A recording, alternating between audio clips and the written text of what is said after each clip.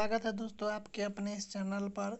तो आज जो है पृथ्वी पर आधारित कुछ सामान्य ज्ञान के प्रश्न मैं लेकर आया हूँ।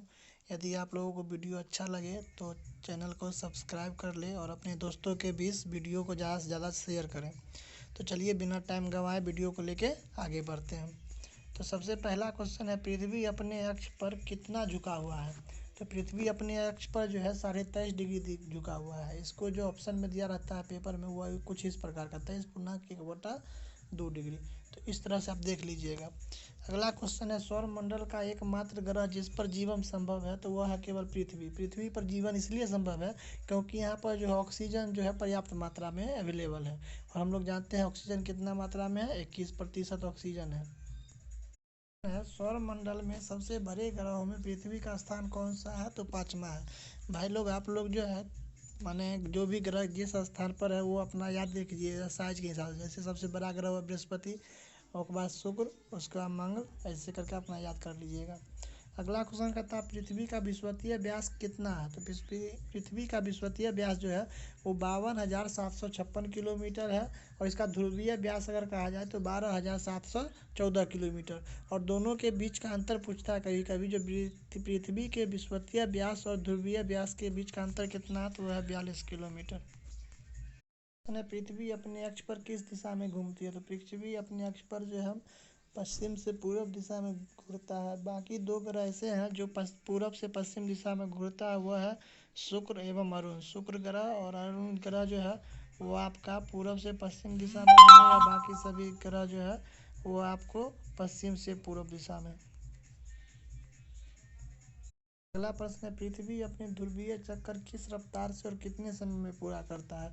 तो पृथ्वी जो है अपना ध्रुवीय चक्कर जो है वो 1610 किलोमीटर प्रति घंटे की रफ्तार से 23 घंटा 56 मिनट और 4 सेकंड में पूरा करता है। अगला क्वेश्चन है, पृथ्वी किस गति से दिन और रात होता है। तो पृथ्वी के घूर्णन गति के कारण क्या होता है, दिन और रात होता है।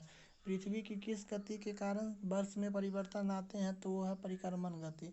घूर्णन गति यानी पृथ्वी जो अपने अक्ष पर घूमता है वो होता है घूर्णन गति, और परिक्रमण गति माना सूर्य के चारों ओर घूमना। अगला प्रश्न है, सूर्य की परिक्रमा करने में पृथ्वी को कितना समय लगता है। तो सूर्य की परिक्रमा करने में पृथ्वी को जो है 365 दिन 5 घंटे 48 मिनट 46 सेकंड यानी टोटल 365 दिन 6 घंटे का लगभग समय लगता है। पृथ्वी को सूर्य की एक परिक्रमा करने में लगे वक्त को क्या कहते हैं। तो पृथ्वी जो है सूर्य का एक परिक्रमा पूरा करता है उसको सौर्य वर्ष कहते हैं। सौर वर्ष माने कुल लगा एक वर्ष का समय। और प्रकाश वर्ष क्या है, तो प्रकाश वर्ष जो है दूरी का मात्रक है। प्रश्न है, प्रत्येक सौर वर्ष या कैलेंडर वर्ष में कितना समय बढ़ जाता है। तो 6 घंटे का समय बढ़ जाता है यानी 365 घंटा जो है और 365 दिन 6 घंटा, तो यही जो है 6 घंटा आपका वही आपका 6 घंटा बढ़ जाता है। अगला क्वेश्चन है, आकार एवं बनावट की दृष्टि से पृथ्वी किस ग्रह के समान है। तो आकार एवं बनावट की दृष्टि से जो है पृथ्वी जो है वह शुक्र ग्रह के समान है। शुक्र ग्रह को पृथ्वी का भगिनी भी कहा जाता है, बहन भी कहा जाता है, क्योंकि इसका आकार और बनावट क्या है, पृथ्वी के समान है। पृथ्वी को नीला ग्रह किस कारण से कहा जाता है। तो पृथ्वी को नीला ग्रह जो है वह पानी की उपस्थिति के कारण कहा जाता है, क्योंकि पानी का जो रंग है अगर दूर से देखा जाता है तो नीला रंग का होता है। सूर्य के बाद पृथ्वी का सबसे निकटतम तारा कौन सा है। तो सूर्य के बाद पृथ्वी का सबसे निकटतम तारा जो है प्रोक्सिमा सेंचुरी है। Proxima Centauri. पृथ्वी का एकमात्र उपग्रह कौन सा है। तो चंद्रमा। यह जो है एक कृत्रिम उपग्रह पूछेगा, जो कृत्रिम उपग्रह पृथ्वी का कौन सा है, तो वह है चंद्रमा। अगला क्वेश्चन कहता है, चंद्रमा की सतह और उसकी आंतरिक स्थिति को अध्ययन को क्या कहा जाता है। सेनोलॉजी। यानी चंद्रमा के अध्ययन को क्या कहा जाता है, सेनोलॉजी कहा जाता है। अगला प्रश्न कहता है, चंद्रमा पर धूल के मैदान को क्या कहा जाता है। तो चंद्रमा पर धूल के मैदान को शांति सागर कहा जाता है। जीवाश्म ग्रह किसे कहा जाता है। तो जीवाश्म ग्रह जो है चंद्रमा को कहा जाता है। ये भी है क्वेश्चन आपका, बहुत ही इंपॉर्टेंट क्वेश्चन, इसको आप लोग अच्छा से देख लीजिएगा। चंद्रमा किसकी रोशनी से चमकता है। तो चंद्रमा के पास अपना रोशनी नहीं होता है, वह सूर्य की रोशनी से चमकता है। समुद्र में उठने वाले ज्वार भाटे की वजह क्या है। तो अपेक्षित सौर्य एवं चंद्रमा की शक्तियों का अनुपात जो है जिसके कारण वह क्या था, ज्वार भाटा था। तो उसका अनुपात कितना होता था, 11:5। सूर्य का 11 और चंद्रमा का 5। चंद्रमा पर पाए जाने वाले चट्टानों में किस धातु की मात्रा सबसे अधिक होता है? तो चंद्रमा पर जो पाया जाता है वहाँ क्या है, टाइटेनियम अधिक मात्रा में पाया जाता है। टाइटेनियम जो है एक कीमती धातु होता है। प्रश्न है, पृथ्वी से चंद्रमा कितना प्रतिशत भाग दिखता है? तो पृथ्वी से अगर चंद्रमा को देखा जाए तो चंद्रमा का केवल 57% भाग ही दिखाई देता है। चंद्रमा धरती की परिक्रमा एवं घूर्णन कितने दिनों में करता है? तो 27 दिन 8 घंटा में।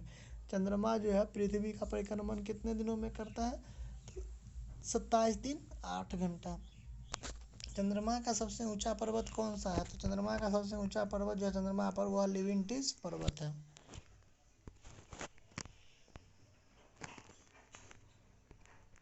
अगला क्वेश्चन है, चंद्रमा पर सबसे पहले पहुंचने वाला यात्री कौन था? तो नील आर्मस्ट्रांग और एडविन एल्ड्रिन। चंद्रमा पर कब अंतरिक्ष यात्रियों ने पहुंचना सफल किया था? जो पहली बार जो पहुंचे थे नील आर्मस्ट्रांग, वही जो है पहली बार जो है 21 जुलाई 1969 ईस्वी को चंद्रमा पर फतह किए थे। अगला क्वेश्चन है आपका, चंद्रमा पर पहली बार पहुंचने वाले अंतरिक्ष यात्री किस यान से गए थे? तो अपोलो 11 से। अपोलो 11 जो है एक अंतरिक्ष यान था जिसके माध्यम से नील आर्मस्ट्रांग जो थे वह चंद्रमा पर 1969 ईस्वी में पहुंचे थे। प्रकाश चक्र क्या है? वैसी काल्पनिक रेखा जो पृथ्वी को प्रकाशित और अप्रकाशित हिस्से में बांटता है। जैसे मान लीजिए ये हुआ पृथ्वी, इसमें कुछ ऐसा जगह है दिन के समय में जो दिन होता है और दूसरी तरफ उस लाइन के बाद रात होता है। तो यही जो रेखा होता है वही होता है आपका प्रकाश चक्र का। पृथ्वी के परिभ्रमण की दिशा क्या है? तो बता चुके हैं, पश्चिम से पूर्व दिशा। जिस कक्षा में पृथ्वी सूर्य की परिक्रमा करता है उसे क्या कहा जाता है? वो किस प्रकार का होता है? तो वह जो होता है दीर्घवृत्तीय आकार का होता है।